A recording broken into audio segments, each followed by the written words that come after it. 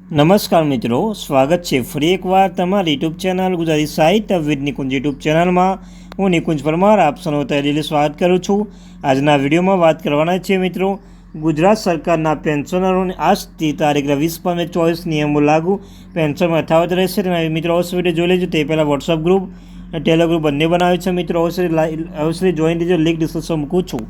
તો મિત્રો વિડીયો શરૂ કરતાં પહેલાં મેં તમને ચેનલ પર સરકારી કર્મચારી, નિવૃત્ત કર્મચારી પેન્શન બાબતે હરેક માહિતી આપવામાં આવે છે. કોઈ પણ પગાર બાબતે, કોઈ પણ પરિપત્ર આવે, ડીએ બાબતે, કોઈ પણ ઉપયોગી બને સરકારી કર્મચારી, નિવૃત્ત કર્મચારી અને જે પેન્શનોની તમામ માહિતી ચેનલ પૂર્વત કરવામાં આવશે. તો ચેનલ સબસ્ક્રાઈબ કરવાનું ભૂલશો નહીં. ચાલો વિદ્યાર્થી મિત્રો, વધારે સમય ન બગાડતા વિડીયોની શરૂઆત કરીએ છીએ. વિડીયો ગમે વિડીયો લાઈક કરીને ચેનલમાં નવો ચેનલ સબસ્ક્રાઈબ કરીને બેલ આઇકન બટન દબાવવાનું ભૂલશો નહીં. તો મિત્રો, સરકારી કર્મચારીઓ અને પેન્શનો લાગુ પડતા લાભો સુધારવા માટે સરકારે ઘણા પગલાં લીધા છે. આપણે તેને જાગૃત રહેવું જોઈએ. કર્મચારી જાહેર ફરિયાદો કાયદા અને ન્યાય પરની સ્થાયી સમિતિ અધ્યક્ષ શ્રી સુશીલ મોદી 10 ડિસેમ્બર 2021ના રોજ પેન્શનની ફરિયાદ, પેન્શન અદાલતની અસર અને કેન્દ્રીય પેન્શન ફરિયાદ નિવારવા અને દેખરેખ સિસ્ટમ પર તેનો અહેવાલ રજૂ કર્યો છે. ત્યારબાદ 31 માર્ચ 2020 સુધીમાં ભારતના લગભગ 67 લાખ કેન્દ્ર સરકાર પેન્શનરો, ફેમિલી પેન્શન સહિત અત્યાર સુધીમાં આંકડા વધીને 72 લાખ સુધી વધી ગયો છે.